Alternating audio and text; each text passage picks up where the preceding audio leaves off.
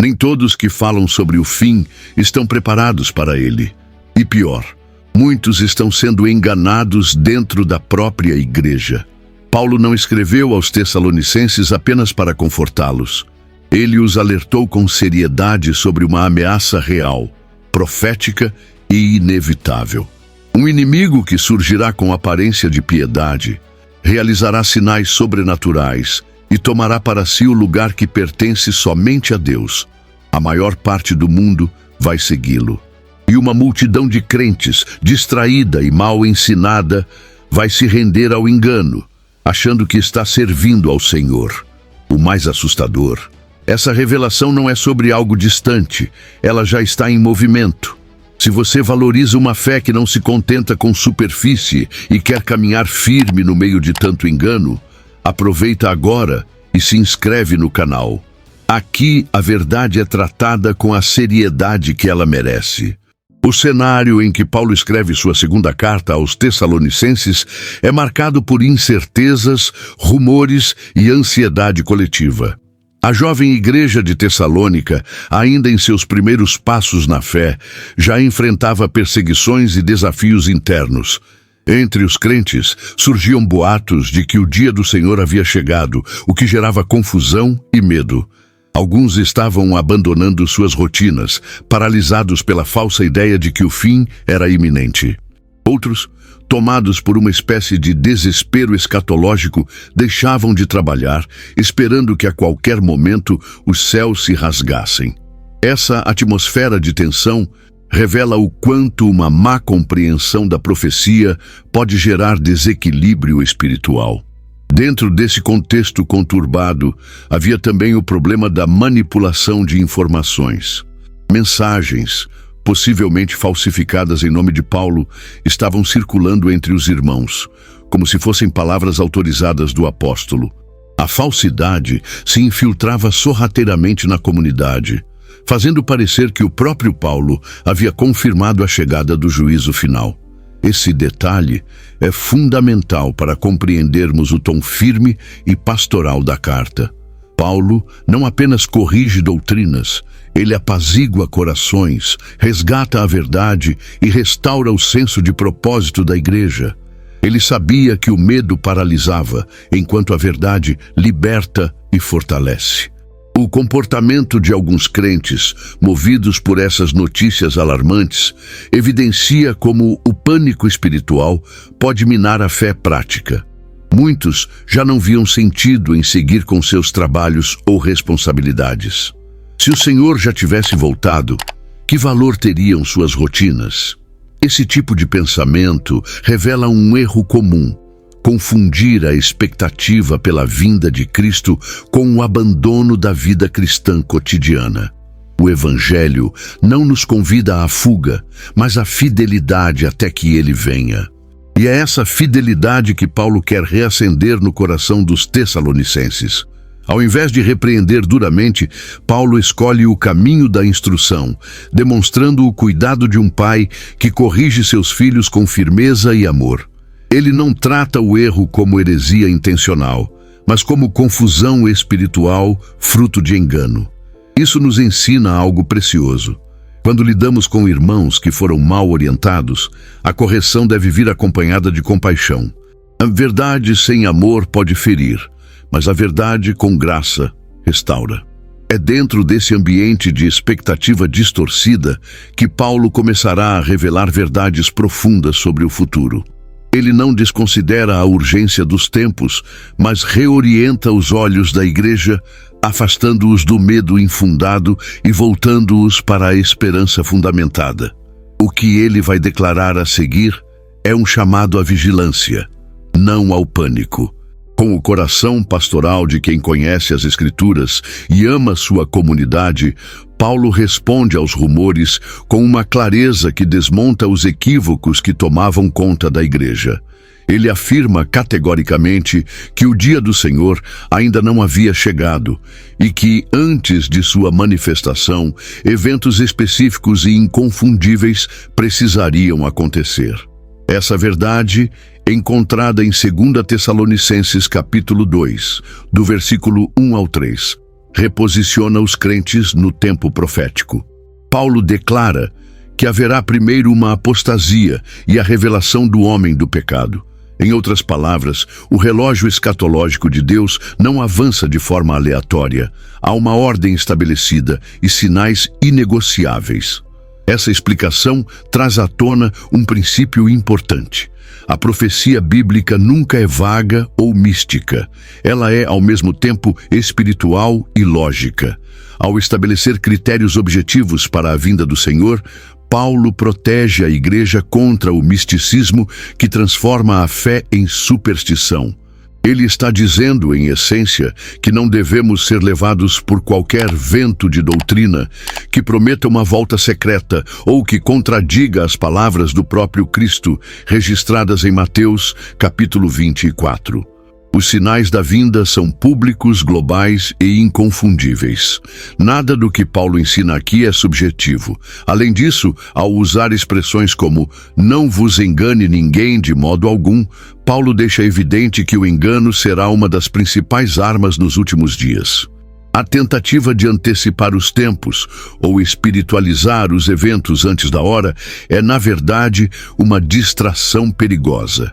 Paulo está chamando a atenção da igreja para que seus olhos estejam firmes na verdade revelada e não na histeria profética.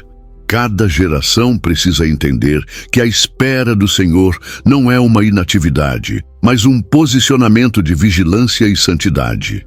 A maturidade espiritual que Paulo propõe não está em tentar adivinhar datas ou identificar figuras escondidas, mas em reconhecer os sinais estabelecidos por Deus. Ele não está oferecendo uma teoria conspiratória, mas um mapa espiritual. O apóstolo nos convida a observar, discernir e permanecer firmes. É como se dissesse: não se deixem levar pelas emoções do momento, observem os marcos do plano divino. Com isso, Paulo não apenas combate o erro, mas restaura a esperança. A promessa da vinda de Cristo não deve causar medo, mas perseverança.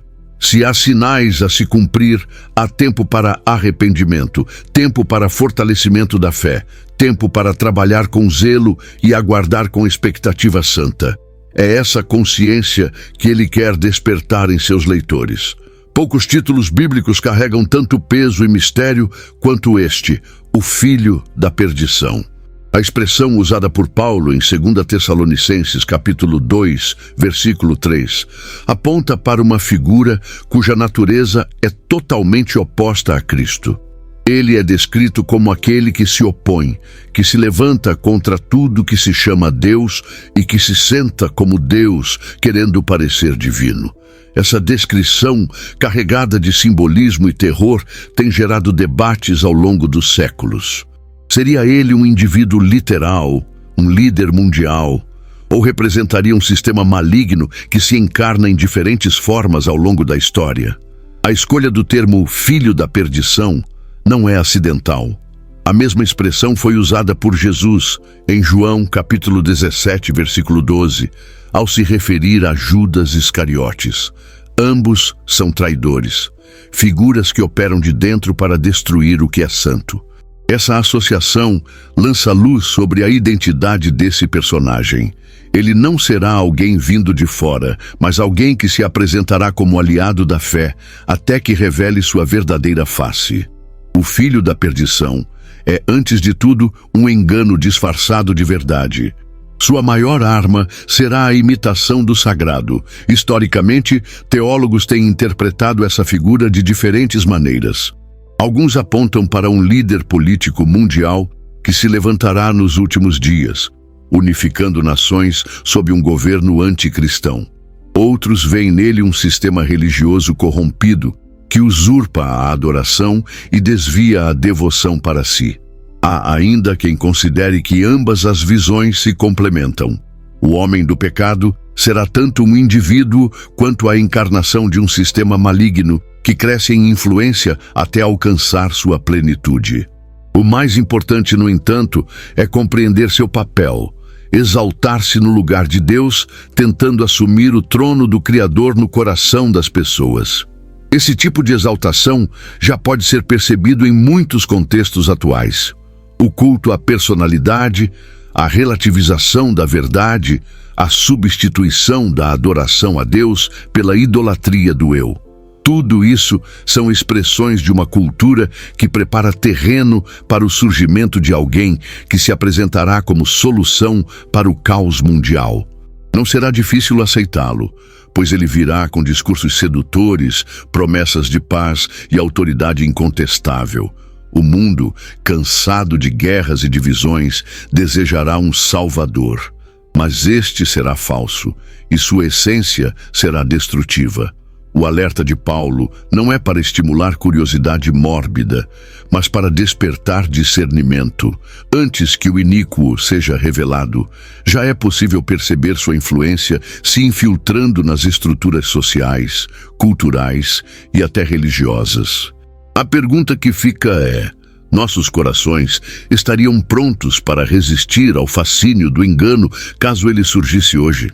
Antes de seguir, me diga uma coisa nos comentários. Na sua visão, o filho da perdição será um líder real ou um sistema disfarçado de religiosidade? Quero muito saber como você interpreta esse trecho. Compartilha aí embaixo, porque esse debate é mais atual do que parece. Antes da revelação do filho da perdição, Paulo declara que virá a apostasia, uma rebelião contra a verdade, uma deserção espiritual em massa. Esse desvio, mencionado em 2 Tessalonicenses capítulo 2, versículo 3, não será superficial. Trata-se de um movimento profundo, silencioso e progressivo, em que muitos abandonarão não apenas os valores da fé, mas o próprio compromisso com Deus. O termo usado por Paulo carrega a ideia de uma separação intencional, uma ruptura consciente com a verdade recebida. O mais alarmante é que essa apostasia não vem de fora, mas surge dentro da própria comunidade de fé. A sutileza do processo é uma das marcas mais perigosas dessa rebelião. Ela não se apresenta de início como rejeição aberta. Pelo contrário, ela se disfarça de atualização, progresso e modernidade. As Escrituras passam a ser reinterpretadas sob o prisma do relativismo. Os fundamentos da doutrina são diluídos em discursos agradáveis e as convicções da fé cedem lugar a opiniões pessoais. O amor à verdade é trocado pela busca de aceitação. Em nome da inclusão, o pecado deixa de ser confrontado. Em nome da relevância, o evangelho é desfigurado. Essa decadência espiritual não deve ser tratada como um escorregão coletivo, mas como um sinal profético de que os tempos estão sendo acelerados. Paulo não fala da apostasia como algo eventual, mas como uma marca inevitável dos últimos dias. A carta de 1 Timóteo, capítulo 4, versículo 1, confirma essa ideia ao afirmar que nos últimos tempos alguns apostatarão da fé, dando ouvidos a espíritos enganadores e a doutrinas de demônios. É uma rebelião que se estabelece na mente, se enraiza no coração e se manifesta em atitudes que desafiam diretamente os preceitos de Deus. Esse processo gera um efeito devastador na comunidade. A confiança entre irmãos se quebra. Os líderes espirituais se tornam alvos de questionamentos constantes e a comunhão se esfria. Em meio à apostasia, cresce a intolerância contra a verdade e o desconforto diante da santidade. Quem permanece fiel passa a ser visto como antiquado, radical ou até mesmo intolerante. É um tempo em que a verdade será perseguida não apenas pelo mundo, mas por aqueles que um dia disseram amar a verdade. Paulo nos alerta para não sermos surpreendidos por essa realidade. A apostasia não é o fim da igreja, mas a peneira de Deus. Ela revela quem está firmado sobre a rocha e quem edificou sobre a areia. Em meio ao abandono coletivo, os fiéis serão chamados a permanecer firmes, mesmo quando estiverem em minoria. E nessa resistência silenciosa, Deus será glorificado. A linguagem usada por Paulo ao descrever o filho da perdição revela algo profundamente simbólico e aterrador. Ele se assentará no templo de Deus, querendo parecer Deus.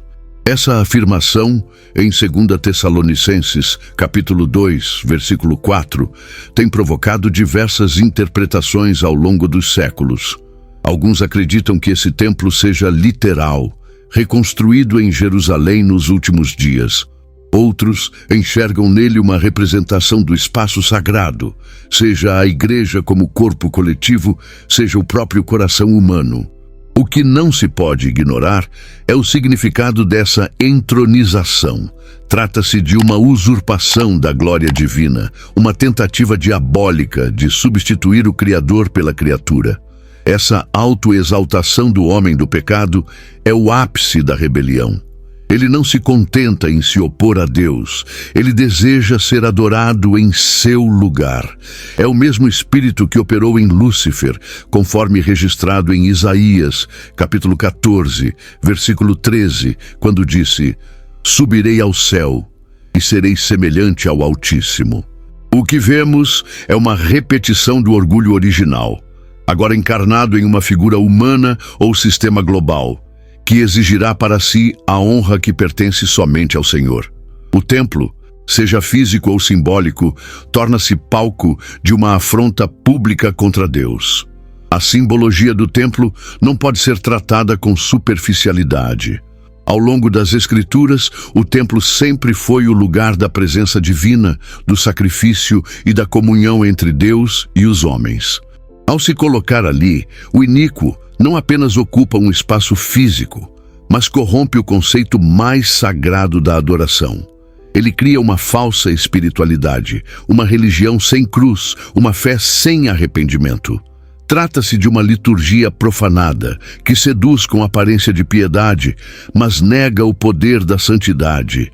Esse domínio sobre o templo aponta para uma crise profunda na esfera da adoração.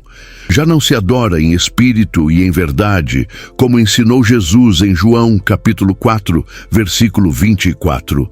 Agora, a adoração se torna espetáculo, culto à personalidade, adoração à imagem.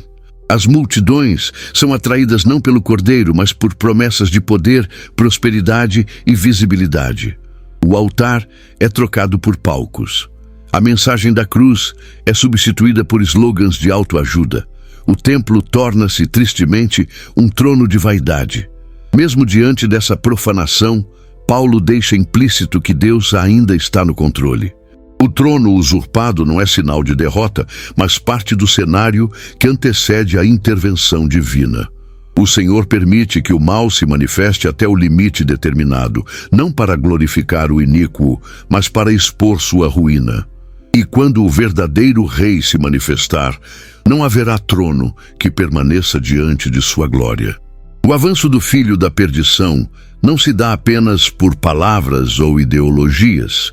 Ele virá acompanhado de sinais e maravilhas enganadoras, como afirma Paulo em 2 Tessalonicenses, capítulo 2, versículo 9.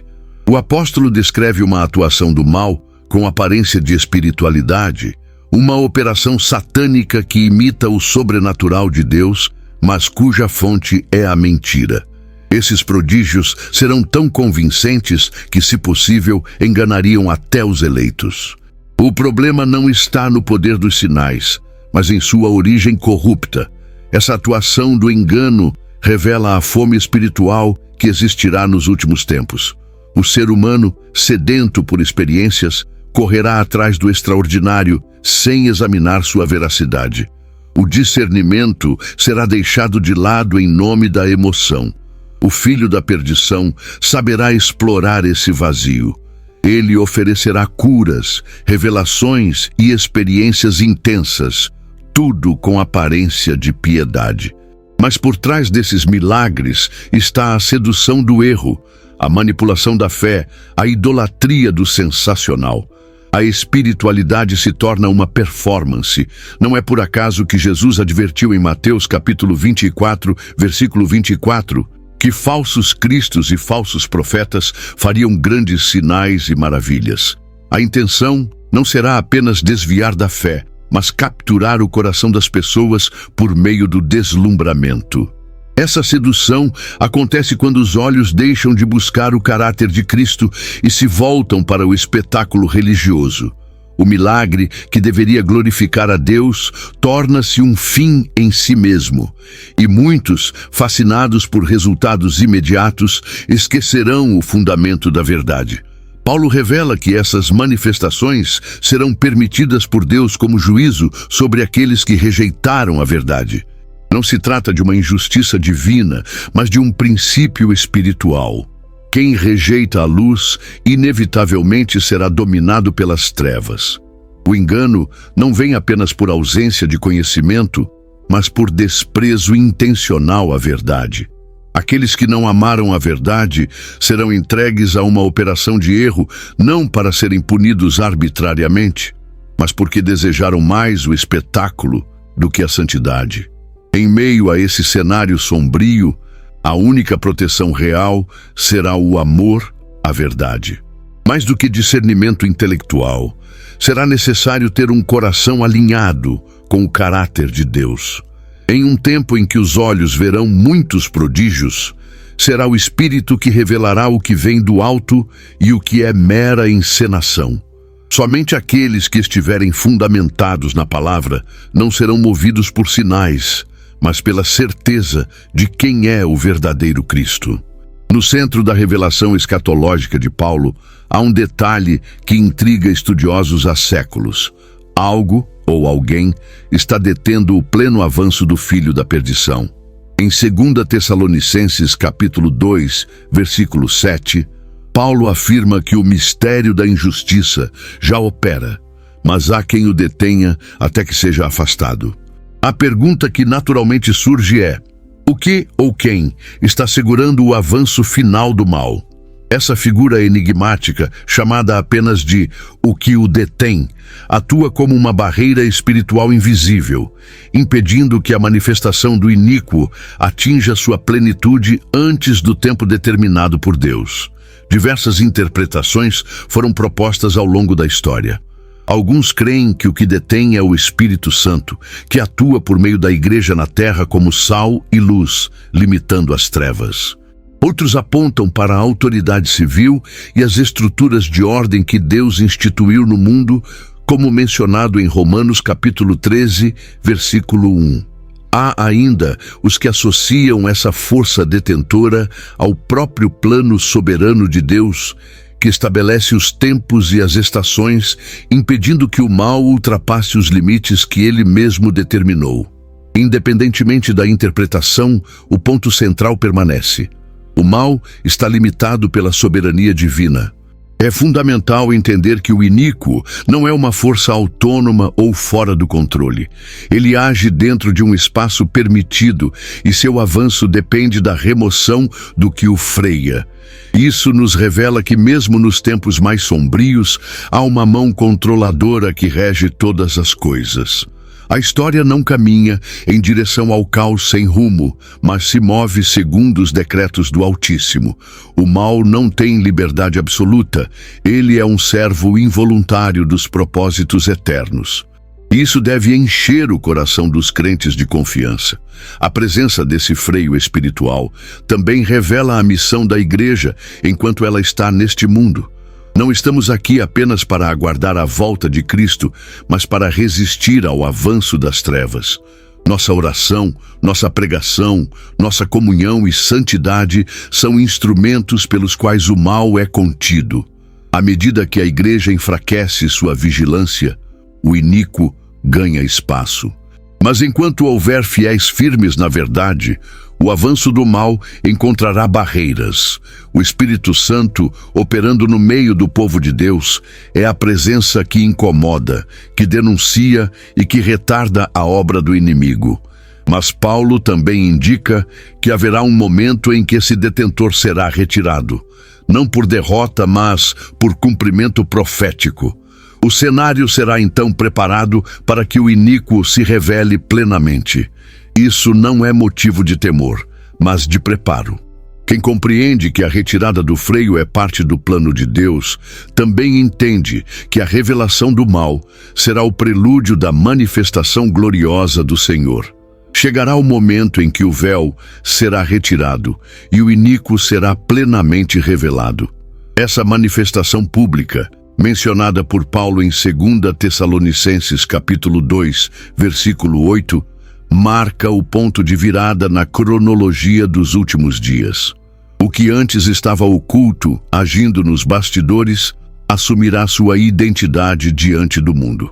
Não se tratará mais de especulações ou sombras, mas de uma exibição descarada do espírito anticristão, agora encarnado em forma visível e operacional.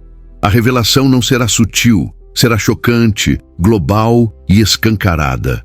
Essa revelação ocorre porque os limites estabelecidos por Deus terão sido temporariamente suspensos.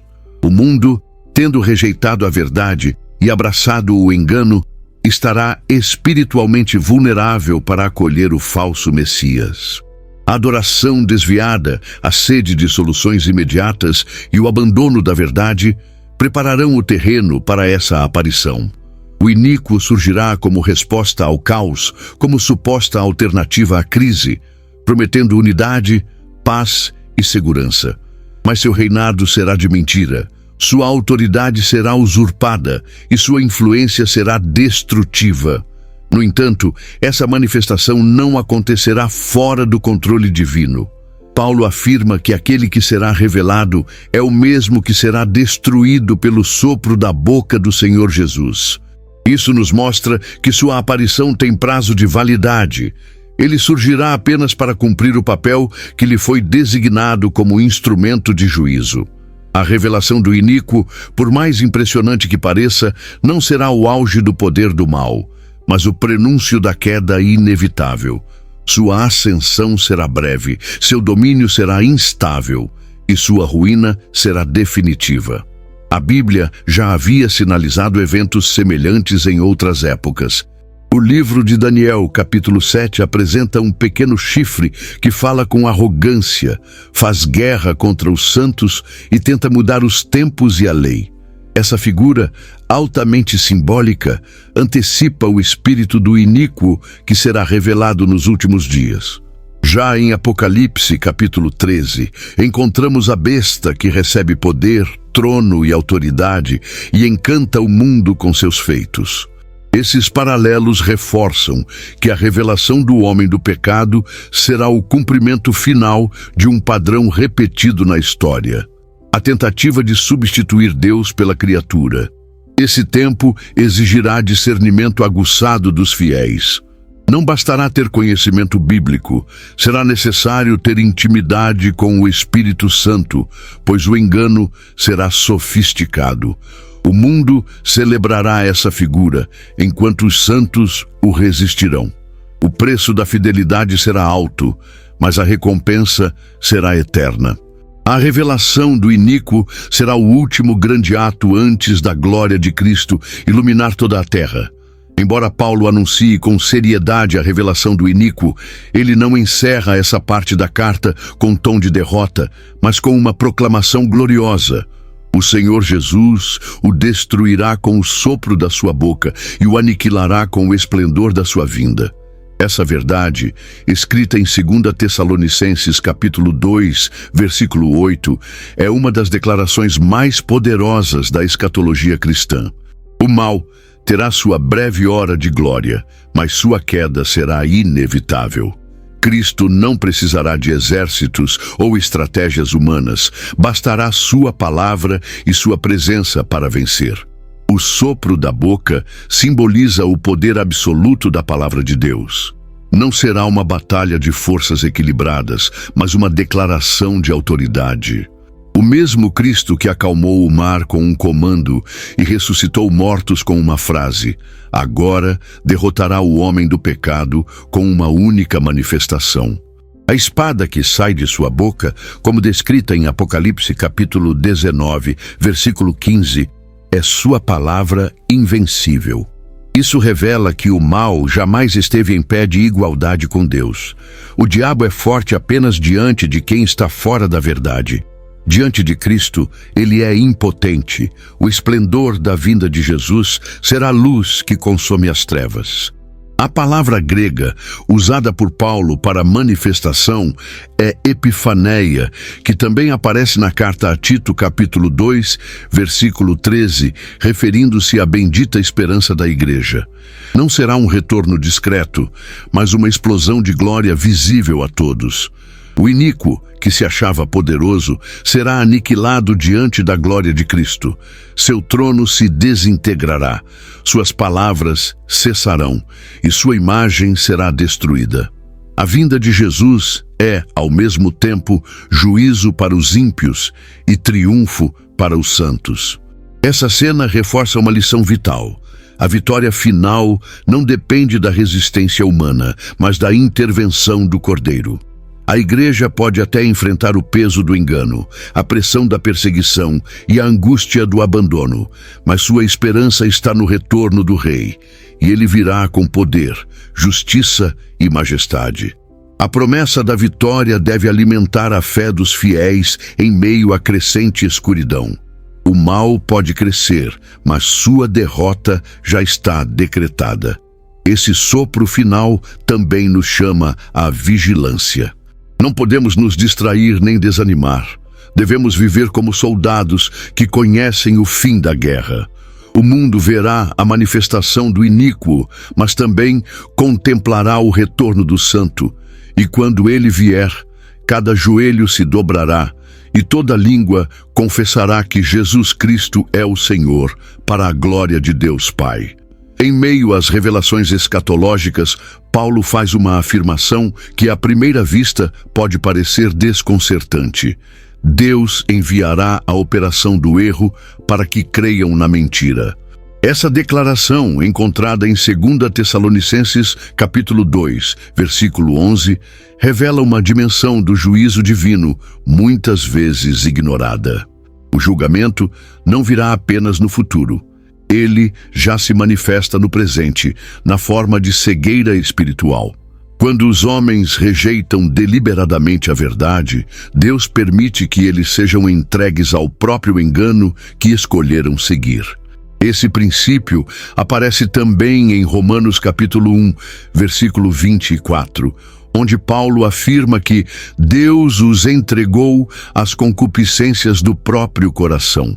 Não se trata de um Deus que engana, mas de um Deus que respeita as escolhas humanas ao ponto de permitir que os corações obstinados se afundem nas consequências do que desejaram. A operação do erro é, na verdade, o espelho do desprezo pela verdade. Aqueles que zombaram da luz acabam sendo tragados pelas trevas. O que parecia liberdade se transforma em escravidão, e o que parecia sabedoria se revela loucura. Esse tipo de cegueira espiritual é mais perigoso do que a ignorância, porque não é fruto da falta de informação, mas da rejeição consciente da revelação. Muitos ouviram a verdade, foram tocados por ela, mas a abandonaram em nome de desejos pessoais, ideologias ou conveniências. O coração se endurece e a mente passa a chamar o mal de bem e o bem de mal, como alertado em Isaías capítulo 5, versículo 20. É nesse ambiente que o engano prospera, não porque o inimigo é forte, mas porque o amor à verdade foi rejeitado. A operação do erro também serve como purificação do campo espiritual. Ela separa aqueles que servem a Deus por conveniência daqueles que o seguem por convicção. Diante do avanço do engano, não há mais espaço para neutralidade. O mundo será dividido entre os que creem na mentira e os que permanecem firmes na verdade. Esse processo, doloroso à primeira vista, na verdade prepara a vinda do justo juiz, que retribuirá a cada um segundo suas obras. Essa dura realidade deve nos despertar para um clamor contínuo. Que o nosso coração jamais se acostume com a verdade a ponto de desprezá-la. O maior antídoto contra a operação do erro é o amor pela palavra. Só permanecerão de pé aqueles que se deleitam nas Escrituras, que guardam no coração os mandamentos do Senhor e que não negociam sua fé em tempos de confusão espiritual. Paulo vai além da análise teológica do engano e revela a raiz do problema. Não acolheram o amor da verdade para serem salvos, conforme registrado em 2 Tessalonicenses capítulo 2, versículo 10. O texto não diz que eles não conheceram a verdade, mas que não a amaram.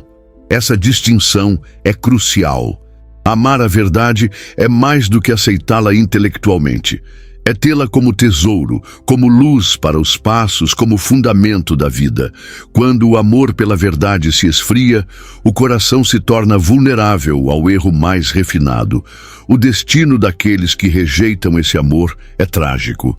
Ao trocar a verdade por mentiras, a alma se expõe a um caminho de perdição progressiva.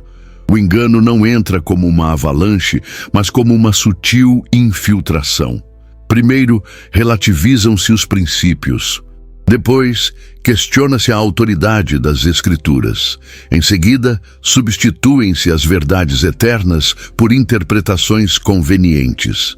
O resultado é um afastamento quase imperceptível de Deus, até que se torne irreversível. O coração, que antes ardia pelas Escrituras, agora se entedia diante da verdade. Esse padrão é visível em diversos momentos da história bíblica. Um exemplo claro está em 2 Crônicas, capítulo 36, versículo 16, quando o povo zombou dos profetas e desprezou a palavra do Senhor, até que não houve remédio algum. A rejeição constante à verdade gera um ponto sem retorno. E essa é uma das razões pelas quais Paulo fala com tanta urgência. Não se trata apenas de uma advertência contra heresias, mas de um alerta sobre o destino final dos que endurecem o coração diante da revelação divina. Mas é importante lembrar que o amor à verdade não é algo que nasce espontaneamente no coração humano. Ele é resultado da ação do Espírito Santo e da resposta humilde à palavra. Por isso, nossa oração deve ser constante. Senhor, coloca em mim o amor pela Tua verdade. Esse amor é o que preserva o crente nos dias maus, o que fortalece em tempos de perseguição, o que dá discernimento quando tudo ao redor clama por concessões e relativismos. O texto de Paulo, longe de ser apenas uma exposição escatológica, é um chamado urgente à fidelidade pessoal. Cada crente é desafiado a examinar seu próprio coração. A verdade tem sido amada ou apenas tolerada? Somos do tipo que busca agradar a Deus ou moldamos a fé para agradar aos homens? A resposta a essas perguntas define de que lado estaremos quando o engano se intensificar. Em contraste com os que rejeitam a verdade, Paulo se volta com ternura pastoral para os fiéis, chamando-os de irmãos amados pelo Senhor, conforme registrado em 2 Tessalonicenses, capítulo 2, versículo 13. Ele afirma que desde o princípio, Deus os escolheu para a salvação por meio da santificação do Espírito e da fé na verdade. Essa declaração não é apenas doutrinária, é profundamente consoladora. Em meio ao caos do engano e à revelação do iníquo, há um povo separado, guardado e sustentado pela graça divina. A firmeza dos eleitos não está em sua própria força, mas na escolha soberana de Deus e na obra contínua do Espírito Santo. A santificação não é um evento pontual, mas um processo constante de purificação, conduzido por Deus em parceria com a obediência do crente. A fé, na verdade, é o fio que os mantém conectados ao céu, mesmo quando o mundo ao redor se rende à mentira. Essa fidelidade não é resultado de mérito humano, mas de uma entrega diária à palavra e à presença de Deus. O apóstolo Pedro expressa pensamento semelhante em 1 Pedro capítulo 1, versículo 5, ao afirmar que os fiéis são guardados pelo poder de Deus mediante a fé. Esse guardar não significa ausência de tribulação, mas proteção contra o naufrágio espiritual. Os eleitos atravessam as tempestades, mas não são destruídos por elas. Eles enfrentam o engano, mas não se rendem a ele. Sua estabilidade vem da convicção de que pertencem ao Senhor e de que a verdade é mais preciosa do que a própria vida. Paulo os encoraja a manter essa firmeza, não como exigência pesada, mas como expressão da própria identidade espiritual. O mundo pode desmoronar, os poderes das trevas podem se manifestar, mas aqueles que foram escolhidos e amam a verdade permanecerão inabaláveis, não por serem superiores, mas por estarem fundamentados na rocha. O amor de Deus, manifesto em Cristo, é o que os sustenta e os preserva até o fim. Esse trecho da carta é como um alívio em meio à tensão profética. É um lembrete de que, apesar do avanço do mal, a última palavra não pertence às trevas. Há um remanescente fiel que será guardado. E para esses, Paulo reserva palavras de encorajamento, como quem segura a mão dos seus filhos e diz: permaneçam firmes, vocês foram escolhidos para vencer. Em meio à avalanche de enganos, heresias e distorções doutrinárias que se alastrariam nos últimos dias, Paulo apresenta um antídoto seguro e eficaz: apegar-se à tradição apostólica. Em 2 Tessalonicenses capítulo 2, versículo 15, ele exorta os crentes a se manterem firmes e a guardarem as tradições que receberam, tanto por palavra quanto por epístola. Essa recomendação não se refere a costumes culturais ou ritos externos, mas à doutrina pura, ao ensino sólido transmitido pelos apóstolos diretamente da parte de Cristo. Em tempos de confusão espiritual, a fidelidade àquilo que foi ensinado desde o princípio é o alicerce que mantém os fiéis de pé. Essa tradição não é estática nem presa ao passado. Ela é viva, eficaz e espiritual. É a transmissão fiel do Evangelho, da ética do reino e da verdade sobre Cristo. Paulo não incentiva os crentes a serem guardiões de tradições humanas, mas a preservarem o legado sagrado que recebeu revelação divina. Ele sabia que com o tempo surgiriam falsos mestres, como já havia alertado em Atos capítulo 20, versículo 29, sobre lobos ferozes que se infiltrariam no rebanho. A única forma de resistir seria permanecer na doutrina original, aquela que gera vida, edifica e conduz à maturidade espiritual. Nos dias de hoje, esse conselho continua absolutamente relevante. A era digital proporcionou acesso a todo tipo de discurso, muitos dos quais mascarados de espiritualidade. A exposição a vozes variadas, nem sempre confiáveis, tem confundido muitos crentes sinceros. Discursos inflamados, ensinos emocionais, teologias moldadas por interesses pessoais, tudo isso tem substituído em muitos lugares a simplicidade da verdade bíblica. Quando a tradição apostólica é negligenciada, abre-se espaço para a relativização da verdade e para a contaminação do Evangelho. A tradição que Paulo menciona não é um jugo, mas um escudo. Ela protege contra ventos de doutrina, oferece critérios de discernimento e preserva a identidade da igreja. O crente que se ancora nesse legado não se move pelas modas espirituais, nem se impressiona com novidades teológicas. Ele avalia tudo à luz da Escritura e só guarda o que é bom, como orienta 1 Tessalonicenses capítulo 5, versículo 21. Seu compromisso não está com o que é popular, mas com o que é verdadeiro. Manter-se firme nas tradições apostólicas é, portanto, um ato de fidelidade ao próprio Cristo. Afinal, foram os apóstolos que, inspirados pelo Espírito Santo, registraram e preservaram a doutrina do reino. Honrar esse legado é honrar a voz do Senhor. Em um mundo onde tudo muda, onde até a verdade é questionada, a igreja encontra segurança naquilo que foi imutavelmente revelado por Deus desde o princípio. Após descrever um cenário denso e sombrio sobre o fim dos tempos, Paulo interrompe a tensão escatológica com palavras carregadas de esperança e consolo. Ele ora para que o próprio Senhor Jesus Cristo e Deus, nosso Pai, consolem os corações dos crentes e os fortaleçam em toda boa obra e palavra. Essa oração aparece em 2 Tessalonicenses capítulo 2, versículo 17, como uma ponte entre a revelação do juízo e a certeza do cuidado divino. Em outras palavras, por mais escuro que o tempo se torne, há conforto para quem pertence ao Senhor. Esse consolo não é genérico, emocional ou apenas motivacional. Trata-se de uma ação direta do céu sobre o coração humano. Deus não apenas observa os fiéis nos últimos dias, Ele se move em direção a eles com ternura, como um pai que protege seus filhos em meio à tormenta.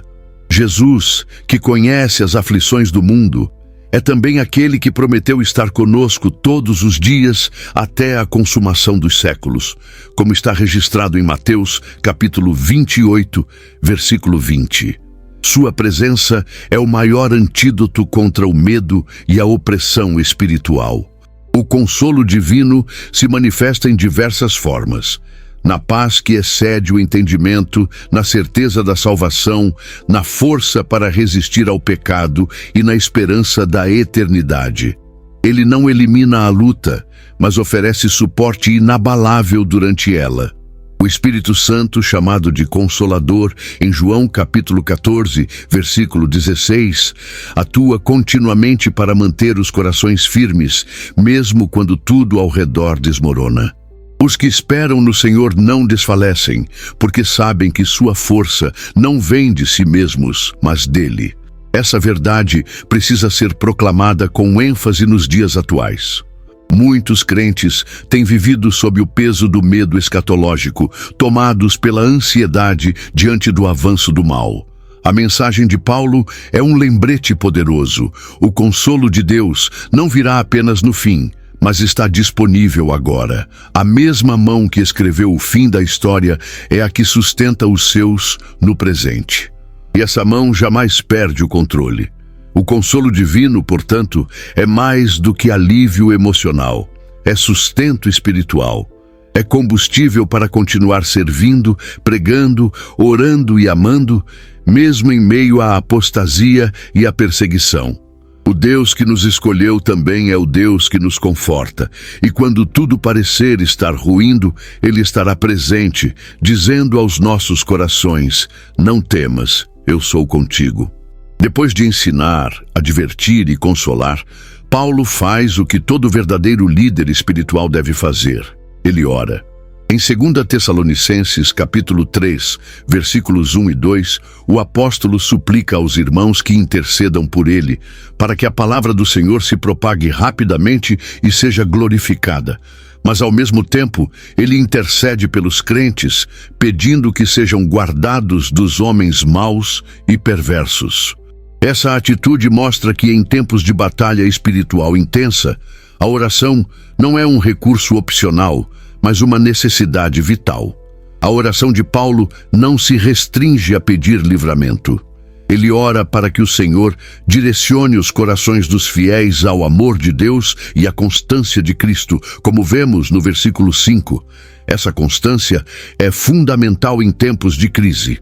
Em um cenário de confusão doutrinária, perseguição e engano, manter o coração estável é um milagre que só a oração pode operar.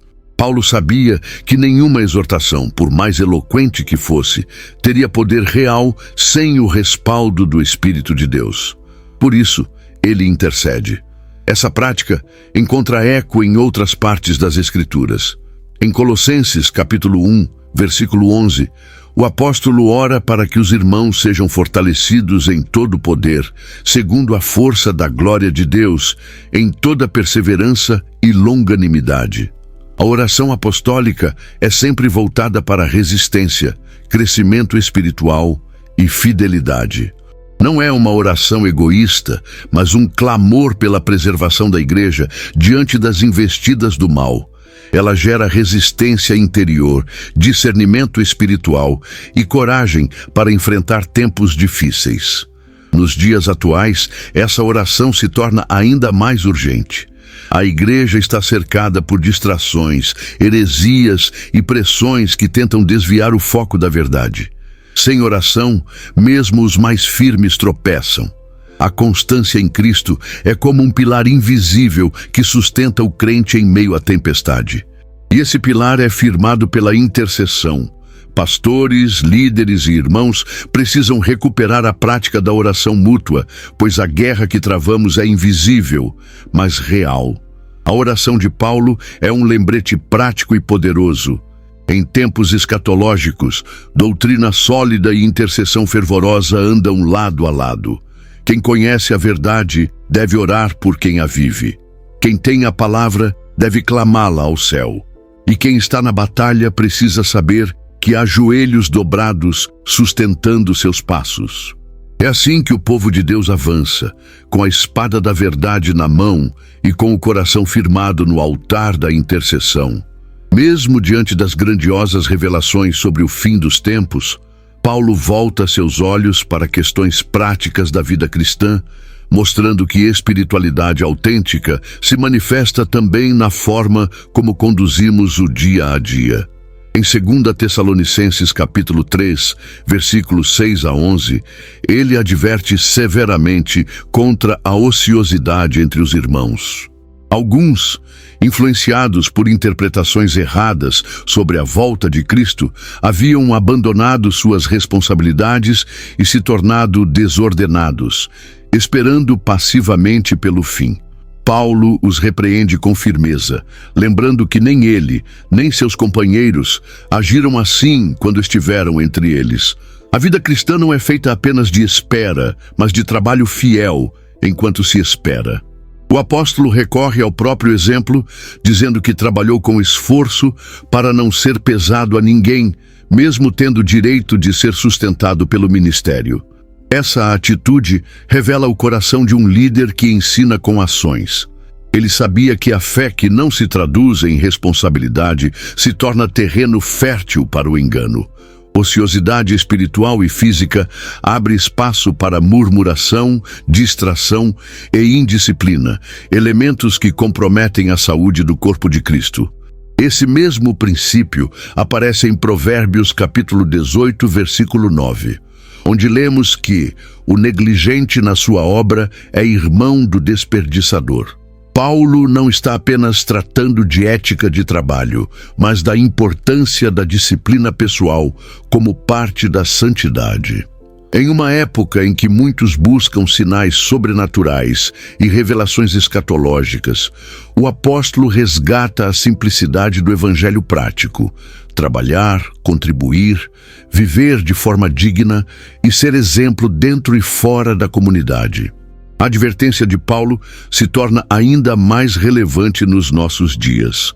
A mentalidade imediatista, associada à expectativa da volta de Cristo, pode levar muitos a desprezarem os processos terrenos. Há quem diga: para que planejar, estudar ou construir se Jesus está voltando? Mas essa visão distorcida fere o próprio ensino de Jesus, que em Lucas capítulo 19, versículo 13, ordenou: negociai até que eu venha. Ou seja, permaneçam ativos, responsáveis e produtivos mesmo enquanto aguardam o rei. Portanto, combater a desordem e a ociosidade é mais do que uma questão de bom comportamento. É proteger a igreja da contaminação do espírito apático. A igreja que trabalha, que serve, que contribui e que persevera em sua missão diária é uma igreja preparada para o retorno do Senhor. Paulo nos lembra que esperar por Cristo é uma atitude ativa, não passiva. A seriedade da carta de Paulo aos Tessalonicenses atinge um novo patamar quando ele orienta os irmãos a se afastarem daqueles que vivem desordenadamente e não segundo a tradição recebida. Essa exortação aparece em 2 Tessalonicenses capítulo 3, versículo 6, e é repetida com clareza no versículo 14. A disciplina espiritual, nesse contexto, não é uma atitude de condenação fria, mas de preservação do corpo espiritual da igreja. Paulo compreende que o pecado não corrigido e o comportamento rebelde têm poder de contaminar toda a comunidade. O afastamento que ele propõe é disciplinar, não punitivo. Não se trata de rejeitar os fracos, mas de advertir os insubmissos. O alvo não é a exclusão definitiva, mas a correção por meio da responsabilidade. O apóstolo deixa claro, no versículo 15, que mesmo ao se afastarem, os crentes não devem tratar o desordenado como inimigo, mas adverti-lo como irmão.